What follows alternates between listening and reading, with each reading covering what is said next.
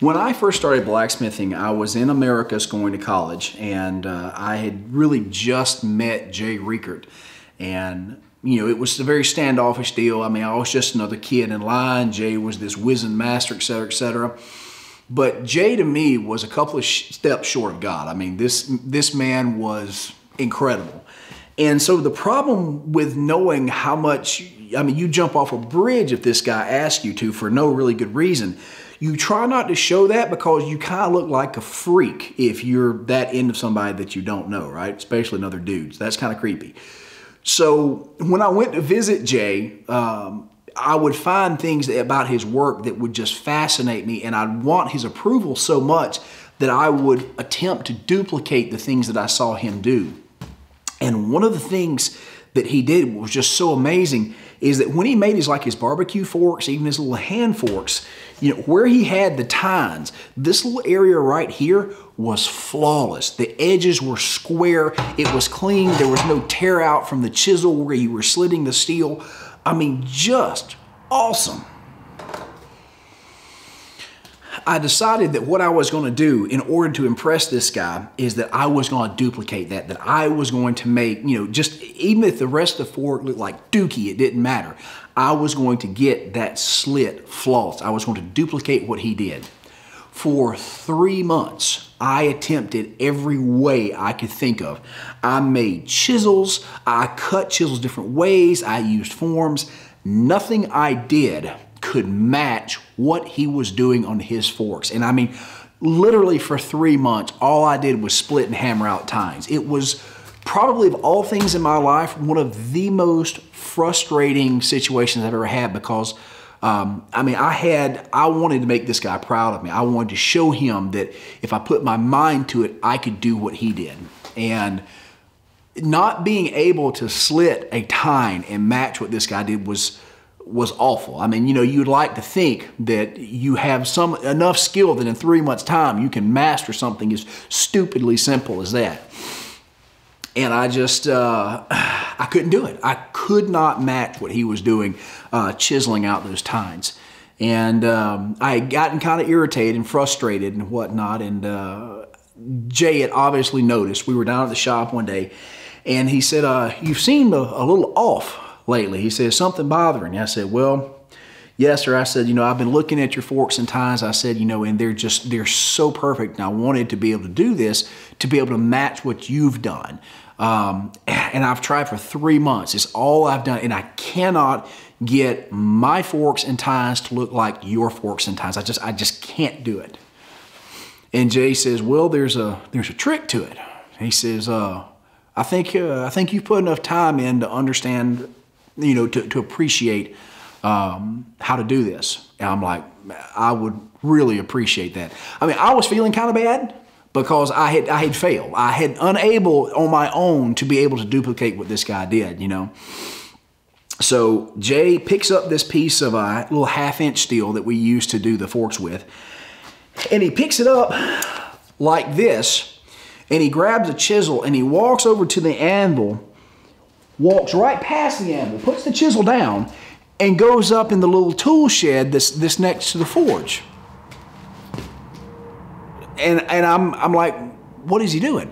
So we go into the tool shed, and he grabs the piece and he looks at it, and he puts a mark down at 2 inches, and then he reaches over and turns the switch on the bandsaw, and then takes the steel and goes, and then just looked at me. The man wasn't using a chisel to split the tines. He was using this damn bandsaw. And for 3 months, I tried to duplicate what he was doing using a chisel, and it could not be done. That's my Jay and the fork story.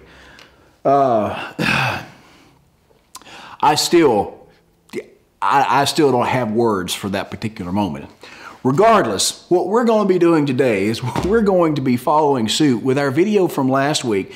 And instead of doing the twisted handle spoon, this week we're going to be doing the twisted handle fork. For doing the fork, you're going to need a couple of new things. Like I said, for one, at least in this demonstration, what we're going to use is actually going to be a cutting hardy, which of course fits in the back of the anvil. And we're actually going to use this for more than just a cutoff tool. We're going to use this for its thinness. when we actually spread the tines out, we're going to use this cutting hard to actually size the width between the tines. It's a pretty handy little tool, especially because it's set down in the base of the anvil.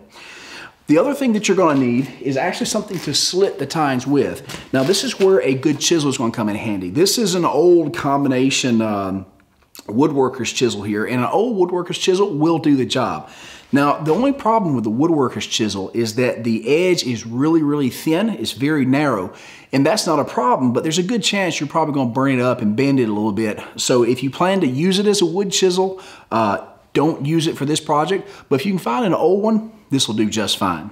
Just need something that's got a good straight edge in there and that you can slit with.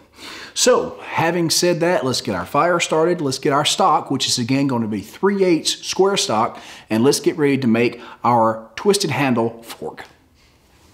So again, if you have not seen the spoon making video, I would highly recommend that you go over and check it out. I'm going to be referencing how we did it several times. But what's happening here is I'm bringing this guy up to heat.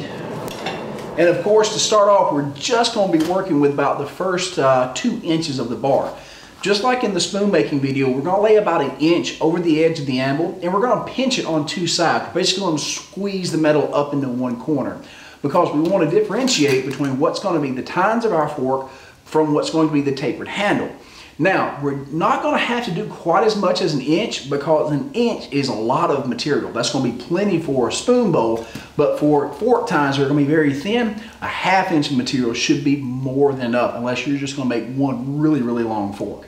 So as soon as this guy comes up to heat, I'm going to take it, and we're going to go over the edge of the anvil, and we're going to pinch back about 1/2 inch of material. So, let's get it fired up.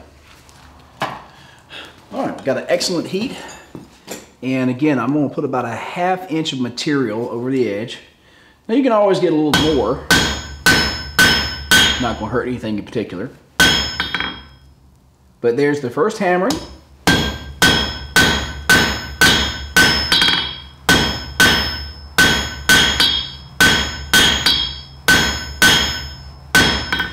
And there you can see that we have the nice little neck here that's been pushed into one edge, and it's on the diamond.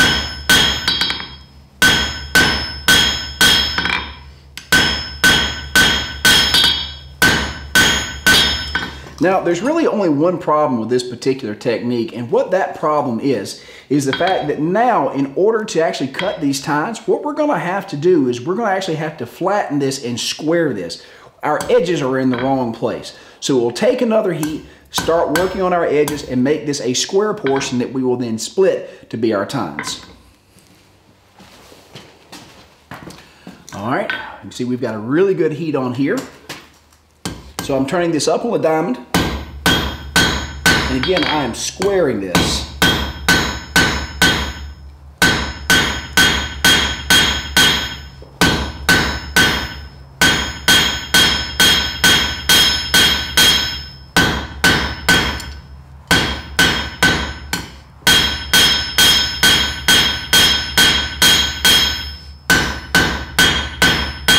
Now this part does in fact get a little tricky, because what you're wanting to do is you're wanting to keep a reasonable even thickness. So you see it's a little thicker at the front than it is at the back there. Or excuse me, swap that around.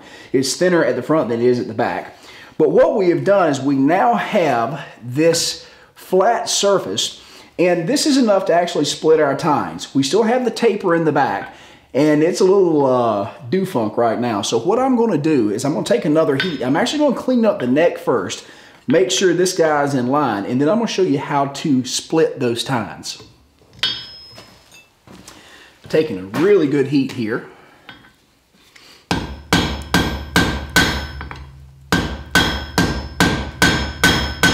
And again, what I'm doing right now is I'm just cleaning up what is going to be the neck of our fork.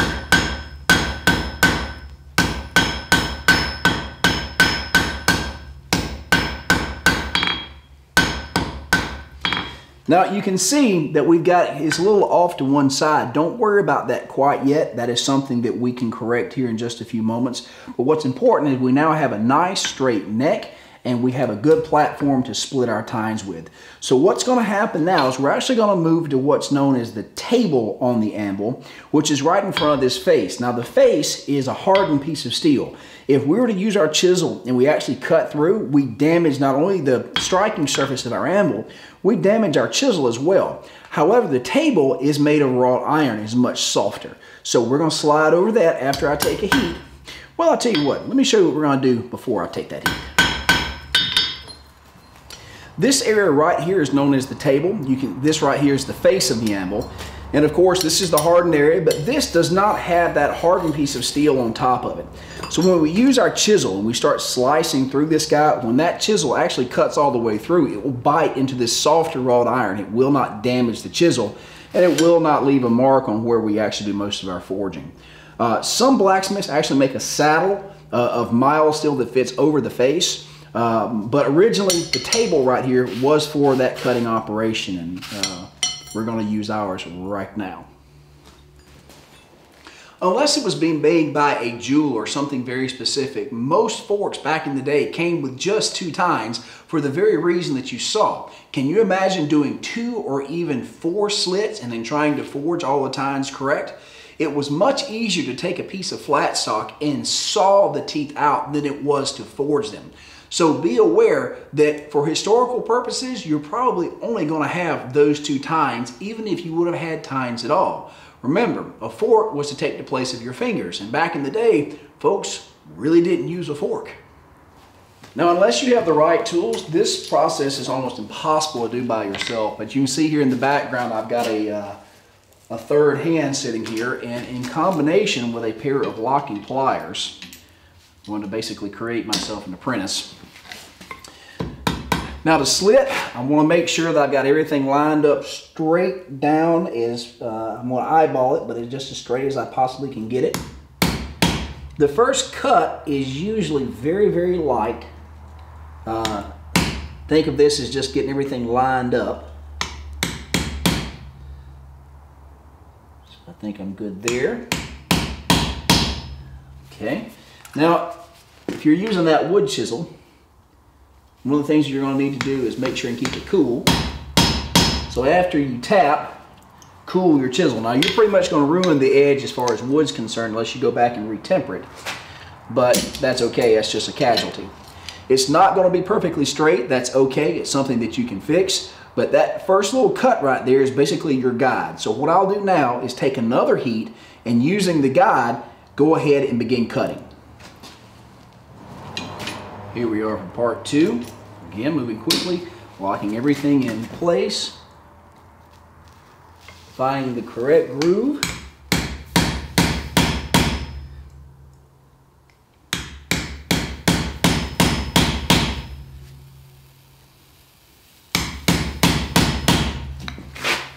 Now again, here on the tip, looks like I did not find the right groove. I found the wrong groove. But again, you can correct that. You get ready to forge the tines. Getting it slit's the important thing right now. Okay, we're going to take another heat and do this again. This is not a fast process. This is something that you do very slowly and methodically. You can be just a beast on it and get it in the first cut, but usually it's not a good idea. So take your time. It may take 3 or 4 heats, but just keep working it down. Here we go again. Piece is locked in.